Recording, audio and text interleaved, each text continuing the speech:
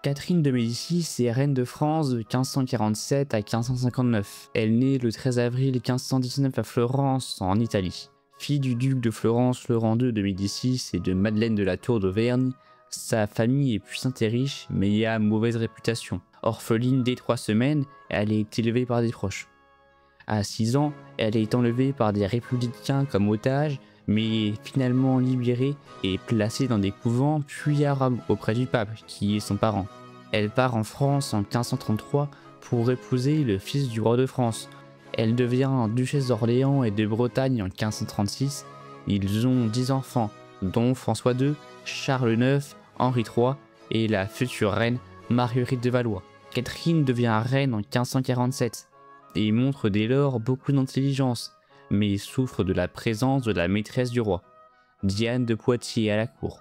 Elle dirige les affaires quand le roi part en guerre et se montre favorable à la famille de Guise. Henri II meurt d'un accident de tournoi en 1559. François II lui succède. Extrêmement attristée par son deuil, Catherine confie le pouvoir aux Guise et ne porte alors plus que du noir. François II meurt prématurément en 1560 et Charles IX lui succède.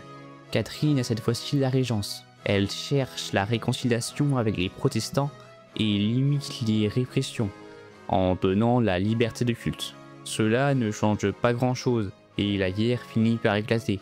En 1563, elle est victorieuse mais laisse tout de même une certaine liberté de culte. Sa régence prend fin, mais Charles IX lui laisse ses pouvoirs. De 1564 en 1566, elle fait un tour de France pour préserver la paix. La guerre reprend malgré tout et la reine se résout à assassiner les chefs huguenots en 1572. Cela dégénère au massacre des protestants malgré les appels au calme du pouvoir royal. C'est le massacre de la Saint-Barthélemy. Catherine n'a aucune responsabilité dans ces événements. Si Charles IX prétend par la suite être l'organisateur, les historiens concluent le plus souvent à un mouvement de foule causé par quelques violences ciblées. Elle organise à la cour des ballets, banquets et fêtes tout en veillant à leur moralité. Elle développe aussi les arts et protège les auteurs comme Montaigne et Ronsard. Le roi meurt en 1574 et son frère Henri III lui succède. Ce dernier entend régner personnellement.